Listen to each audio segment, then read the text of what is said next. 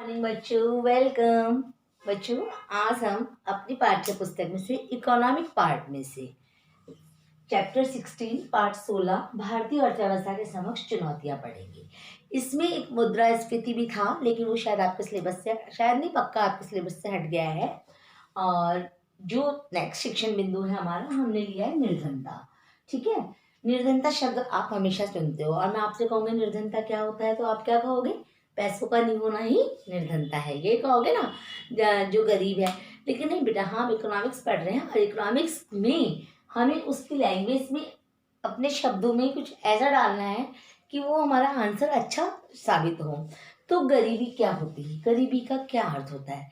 बेटा, गरीबी का अर्थ होता है जब कोई व्यक्ति अपनी निजी आवश्यकताओं की, निजी बेसिक जो नीड्स होती हैं, वो कौन सी होती है? रोटी, कपड़ा और मकान, है ना। इसके की आवश्यकताओं की पूर्ति नहीं कर पाता। चलो, रोटी, कपड़ा और मकान की वो कर भी लेता है, रोटी और कपड़े की, लेकिन बहुत सी ऐसी आवश्यकताएं होती हैं, जैसे कि शिक्षा हुई, चिकित्सा हुई, है ना, पोषणीय वस्तु हुई, इनकी अगर वो पूर्ति नहीं कर पा रहा है तो वो क्या है? गरीब है। अब इसको भी, गरीब को भी गरीबी को भी हम दो भागों में बांटा हुआ है, निरपेक्ष गरीबी और सापेक्ष गरीबी। देखो बेटा, निरपेक्ष गरीबी क्या होती है? निरपेक्ष गरीबी का अर्थ होता है जब व्यक्ति अपनी मूलभूत आवश्यकताओं के लिए भी उपभोग नहीं कर पाता है और नहीं उन आवश्यकताओं की पूर्ति नहीं कर पाता, तो वो कौन सी है? निरपेक्ष गरीबी। जबकि सापेक्ष गरीबी का अर्थ यहाँ पे लिया गया है, जो व्यक्ति होते हैं ना विकसित राष्ट्रों में, और जो बड़े बड़े राष्ट्र हैं उनके अंदर जो व्यक्ति है या समाज के विभिन्न वर्ग हैं। निरपेक्ष गरीबी तो क्या होता है? व्यक्तियों के मध्य होती है, और सापेक्ष गरीबी जो है समाज या राष्ट्र के बीच में जो समूह बने हुए हैं, वर्ग बने हुए हैं, उनके बीच में उपभोग, आय, व्यय इत्यादि के सम्मक मतलब डेटास को कलेक्ट करके गरीबी का आकलन किया जाता है। गरीबी का माप। अब हम गरीबी को मापते कैसे हैं? हमने तो कह दिया कि जो अपनी आवश्यकताओं की पूर्ति नहीं कर पाता वो क्या है? गरीब है। लेकिन इसको मापते कैसे हैं? इसका जो प्रथम प्रयास किया गया था वो दादा भाई नौरोजी के द्वारा 1868 में किया गया था। योजना आयोग के द्वारा 1962 में एक आयोग बना था, उसने भी इसके बारे में माप के बारे में अपने विचार प्रस्तुत किए थे। और वाई की अलग कमेटी ने कैलोरी को आधार माना। कैलोरी यानी क्या होता है? कैलोरी जो हम खाते हैं उससे जो हमें ऊर्जा प्राप्त होती है ना, तो कैलोरी को आधार माना।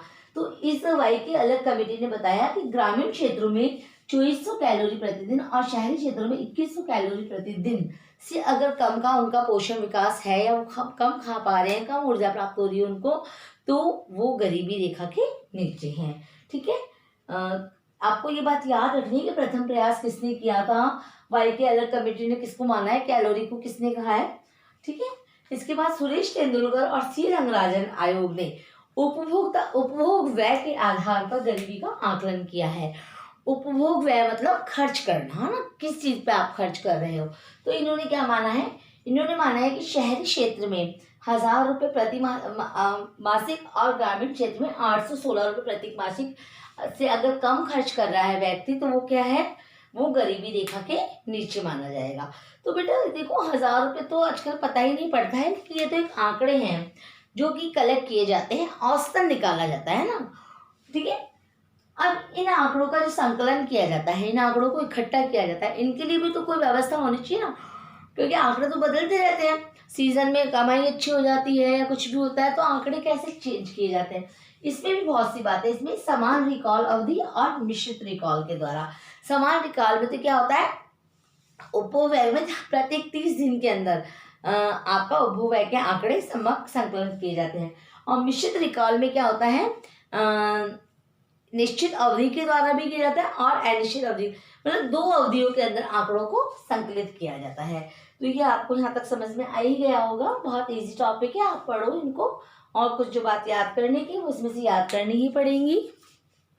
ये बेटा गरीबी के कारण। अब गरीबी है तो सही, परंतु इसके क्या कारण है? क्या कोई व्यक्ति गरीब पैदा होता है?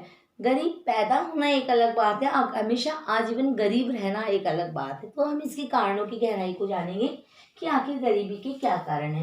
बेटा, भारतीय जो अर्थव्यवस्था है इसमें गरीबी के कारण हमारी जो पाठ्य पुस्तक है उसके अनुसार सामाजिक कारण, आर्थिक कारण, राजनीतिक कारण और अन्य कारण आते हैं। तो सामाजिक कारण, भारतीय समाज, हमारे समाज का ढांचा आज भी परंपरावादी है। आज भी हमारा जो ढांचा है वो गरीबी को बढ़ावा दे रहा है। क्यों दे रहा है? क्योंकि बेटा आज भी हमारे समाज में जैसे विवाह के समय में अत्यंत दिखावा करना, मृत्यु भोज जैसी कुछ प्रथाएं आज भी हमारे समाज में व्याप्त हैं।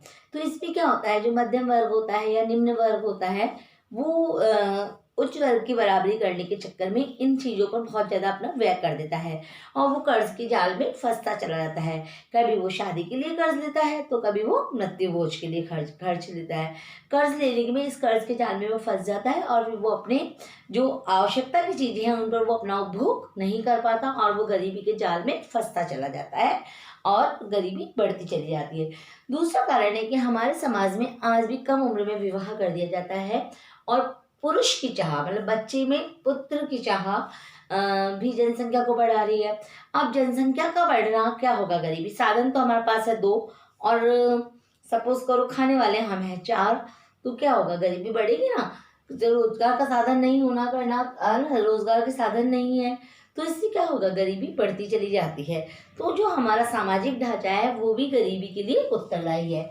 इसके पश्चात है आर्थिक कारण। आर्थिक कारण के अंतर्गत बेटा था भारतीय अर्थव्यवस्था में आज भी काफी पिछड़ापन है ना। एक तो शिक्षा की कमी है, दूसरी बात है कि आर्थिक रूप से पिछड़े हुए साधन है। भारत एक कृषि प्रधान देश है। अब कृषि प्रधान देश होने के कारण जनसंख्या का जो मोस्टली भाग है वो किस पे लगा हुआ है? कृषि में लगा हुआ है। अब वो भी परंपरावादी तरीके से करता है तो उनके लघु और जो कुटीर उद्योग है वो विकसित नहीं हो पा रहे हैं, वो अपने आप को बदल नहीं पा रहे हैं। तो ये हमारे जो भारतीय अर्थव्यवस्था है उसका एक पिछड़ेपन का कारण है कि आर्थिक रूप से हमारा जो ढांचा है वो बहुत काफ़ी पिछड़ा हुआ है, क्योंकि हमारे पास रोजगार के नए साधन नहीं है, रोजगार नए नहीं है, परंपरावादी ही साधनों पर हम कार्य कर रहे हैं। कृषि में आधुनिकता की ओर बढ़ने का प्रयास किया जा रहा है, परंतु फिर भी मोस्टली जो हमारा परसेंटेज है वो क्या है? पुराने जो हमारे गृह उद्योग हैं उन्हीं से जुड़ा हुआ है। तो ये एक आर्थिक कारण है। जो भी व्यक्ति के पास कुछ सीखना चाहता है परंतु उसको पैसा नहीं होता है, गरीबी, तो वो गरीबी का कारण भी क्या हो गया? गरीबी हो गया। गरीबी का परिणाम भी क्या हो गया? गरीबी हो गया। ठीक है, तो समझ रहे हो मैं क्या समझाना चाह रही हूँ आपको कि गरीबी का आर्थिक कारण यानी गरीब सबसे बड़ा महापाप जिसको बोल सकते हैं, सबसे बड़ा अभिशाप जो है वो क्या है? गरीब होना।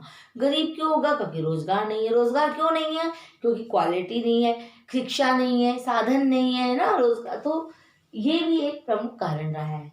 तीसरा प्रमुख कारण राजनीतिक कारण। बेटा यह हमारे लिए बहुत ही शर्मनाक बात भी हम कह सकते हैं कि पंचवर्षीय योजनाओं से पहले तो सरकार का इस गरीबी की ओर बिल्कुल ध्यान नहीं गया था। उसके पश्चात गरीबी निवारण के लिए पंचवर्षीय योजनाओं के पश्चात बहुत से प्रयास किए गए, लेकिन फिर भी ये एक कटु सत्य है कि जो हमारे राजनीतिज्ञ हैं उनका ध्यान भारत की गरीबी की तरफ कम जाकर अपनी वोट की राजनीति की तरफ ज़्यादा जाता है और राजनीतिक कारणों के कारण कुछ जो लाभ होते हैं वो जिस तबके के पास पहुंचने चाहिए वहां तक वहां वो लाभ भी नहीं पहुंच पाते हैं। गरीबी निवारण के उपायों पर सबल या सजग प्रयास नहीं किया जा रहा है हमारे राजनीतिज्ञों के द्वारा, इसलिए गरीबी का निवारण भी नहीं हो रहा। और अन्य कारण बेटा जो है, अन्य कारण बहुत से कारण हो सकते हैं, जैसे कि हमारी शिक्षा का रोजगार परक ना होना, साधनों का अभाव होना, व्यक्ति का जागरूक ना होना, व्यक्ति का अपने केवल पेट भरने लायक ही कार्यों में लगे रहना, और इन सबसे भी बढ़कर मैं एक बहुत बड़ा कारण मानती हूँ जो हमारे भारतीय अर्थव्यवस्था का है वो है भ्रष्टाचार। मैं इसको मानती हूँ क्योंकि जब तक हमारे यहाँ से करप्शन नहीं समाप्त होगा रोजगार नहीं, गरीबी नहीं मिट सकती है। क्यों? सरकार द्वारा बहुत सी योजनाएं चलाई जा रही हैं लेकिन उनका लाभ भी अब जो व्यक्ति है, लक्षित व्यक्ति है, उस तक नहीं पहुंच पाता है। बीच में ही मीडिएटर जो होते हैं उस लाभ को समाप्त कर देते हैं। तो बेटा ये बहुत से कारण हैं और सबसे बड़ी बात बताऊं, ये कारण आप अपने मन से भी सोच सकते हैं। अपन सोच सकते हैं अपनी अर्थव्यवस्था के बारे में, अपने विचारों को जागरूक कर सकते हैं। अब इन्हीं कारणों का उपाय क्या हो सकता है? देखो बेटा, सबसे पहले तो है ना शिक्षा और स्वास्थ्य सेवाओं का प्रसार किया जाए। देखो व्यक्ति भारत में जो है शिशु मृत्यु दर हमेशा से ज्यादा रही हुई है और शिक्षा अशिक्षा रही हुई है। तो भारत का व्यक्ति शिक्षित नहीं है और जब तक वो शिक्षित नहीं होगा वो रोजगार प्राप्ति के लिए या अपनी आवश्यकताओं के लिए वो कुछ भी नहीं कर सकता है। इसलिए जो हमारे शिक्षा और स्वास्थ्य सेवाओं का अत्यधिक प्रसार किया जाना चाहिए। रोजगार के अवसरों में वृद्धि, केवल गवर्नमेंट जॉब ही नहीं बल्कि जो मैंने आपको ऊपर बताया था आर्थिक कारणों में कि जो शिक्षा है वो रोजगार परक होनी चाहिए, यानी कौशल विकास होना चाहिए।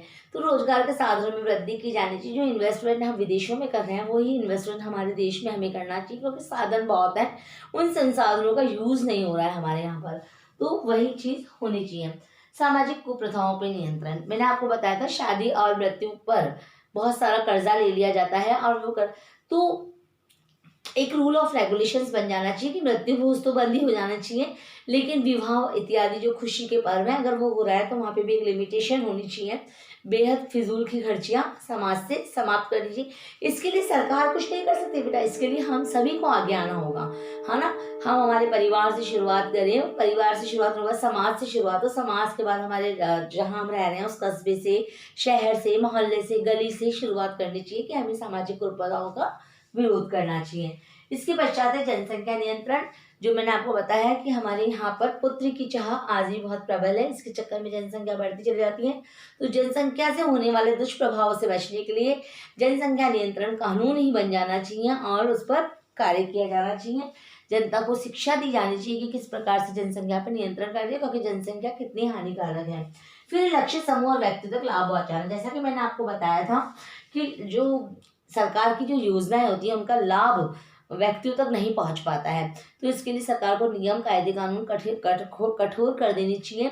अगर बाय द वे से करप्शन वाले लोग प्राप्त होते हैं, मिल जाते हैं, तो उनके प्रति कठोर, है ना, कठोर कानून बनाए जाने चाहिए और सजा दी जानी चाहिए, ताकि समाज का जो लक्षित समूह आपने लक्षित किया है गरीबी का, भाई ये सामान इस तक पहुंचना चाहिए, उन व्यक्तियों तक पहुंचा जा सके। इसके पश्चात सरकार के द्वारा किए गए उपाय हैं बेटा, सरकार के द्वारा किए गए उपायों में पंचवर्षीय योजनाएं आ जाती हैं, प्लस 1970 के पश्चात सरकार द्वारा इस क्षेत्र में बहुत से उपाय किए गए, जैसे मजदूर कानून बन गया है, वर्तमान में मजदूर कार्ड बन गया है, बीपीएल योजना है, माननगर योजना है, रोजाना इस तरीके की योजनाएं सरकार के द्वारा समय समय पर की जाती है। परंतु समाज से, देश से किसी भी प्रकार की अव्यवस्था को हटाने में अकेली सरकार कुछ नहीं करती है। हमें सभी को एकजुट होकर गरीबी के खिलाफ अपनी लड़ाई, अपनी मुहिम चालू कर देनी चाहिए। अभी तो आप लोग स्टूडेंट हो, आपका पहला ड्यूटी क्या बनती है, अपनी स्टडी करना।